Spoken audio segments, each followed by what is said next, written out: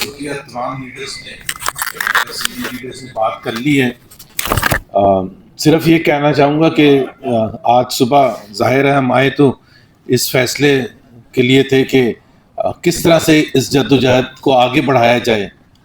اور اگر ہمیں انسینٹیو چاہیے تھا کہ جی حالات کتنے خراب ہیں, جس کو کہتے ہیں نا the battle lines are drawn, آج کے فیصلے کے بعد اگر کوئی شک رہا ہے ان لوگوں کے لیے جو کہتے ہیں کہ جی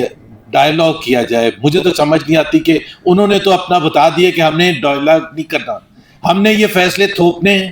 چاہے پوری دنیا شور میں تاکید ہے. اور یہ اتنی ایک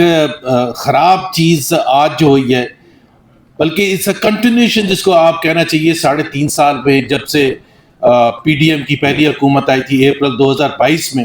اگر کسی کو شک تھا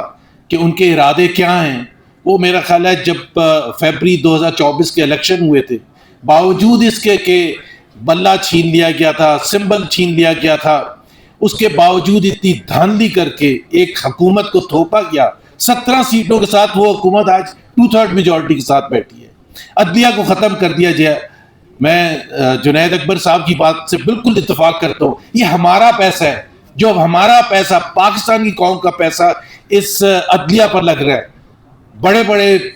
سیلریز ملتی ہیں, نوکر چاکر 20 25 لاکھ روپے ہر جج لے کے جا رہا ہے, اور فیصلے یہ اگر اس طرح سے بغیر ٹرائل کے فیصلے ہوں گے,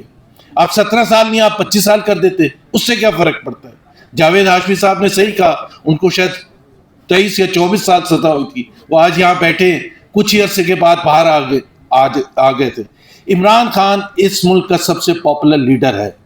اور میرا خیال ہے پاکستان کی تاریخ میں پچھلے 70 سال میں سب سے زیادہ پاپولر لیڈر ہے. اگر کسی نے جو جرائم کیے ہیں وہ حکومت میں بیٹھے ہوئے, اگر کرپشن کی ہے وہ حکومت میں بیٹھے ہوئے.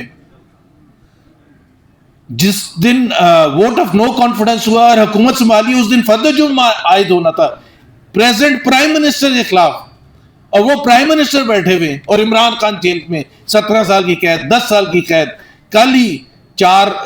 پی ٹی آئی کے لیڈرز کو, شاہ محمود قریشی کو چھوڑ کے باقی اعجاز چودھری, رشید الحسن اور میاں محمود الرشید, عمر چیمہ اور یاسمین راشد, 70-78 سال کی کینسر سروائیور عورت, اس کو آپ 10 سال بار بار قید دے رہے, اور جرم کیا ہے کسی کو نہیں پتا. مسئلہ یہ ہے جو یہاں سب لیڈرز کو سمجھنا چاہیے کہ اب حکومت جس کو کہتے ہیں نا, they have come blazing with all guns, انہوں نے بتا دیا یہ ہم نے کرنا ہے, آپ نے جو کرنا ہے آپ کر لیں. سو ہم جتنی بھی باتیں کر لیں, جب تک ایک ایسا ایکشن پلان نہیں بنے گا جو اس حکومت کو جلد از جلد گرانے کے لیے